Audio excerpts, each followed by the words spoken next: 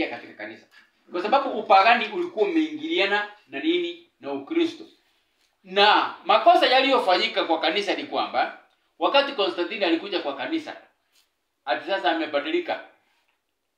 Wakristo walidhani kwamba wameweza kumeza upagani. Lakini upagani ya huko ukumezwa. Ni upagani ulikuwa umemeza Ukristo. Sasa chenye kilitendeka, walianza kuabudu hata vinyago.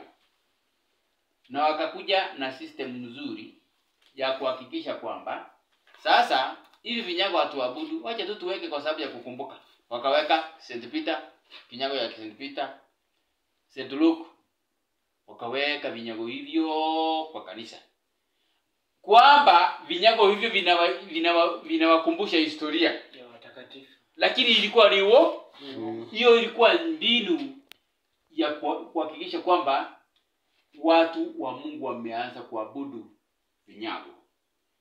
Mambo mengi yaliyoingia kwa kanisa. Watu wakaanza kuaminishwa katika mafundisho ambayo hayako ndani ya Biblia. Mafundisho ya uongo.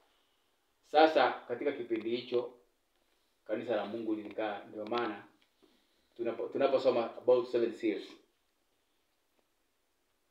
Kuna ile seal mihuri 7. Kuna ile seal inazungumzwa kwamba kulikuwa na giza kubwa sana duniani. Na kulikuwa na njaa.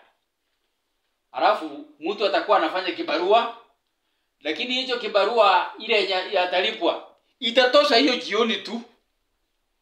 Yaani kutakuwa na njaa, lakini sio njaa ya nini? Ya kula, ni njaa ya neno. So Dark Ages, shetani alipata nafasi ya kueneza mbinu zake na kazi yake ikaenea. Baadaye Mungu akakuja akatumia watu ambao waliokuwa katika kanisa la Jumapili, the Millerites. Hawa ndio walihubiri Kristo anarudi. Na baadaye mwaka 1846 akawafunulia juu ya Sabato.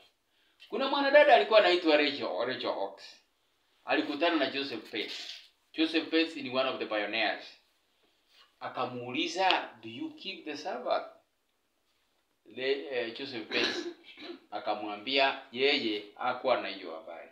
Sasa mwanga ulikuja kwa njia hiyo, na alipopata hiyo habari akaendea wenzake akina Ellen White, akina James White na wale wengine, ile grupu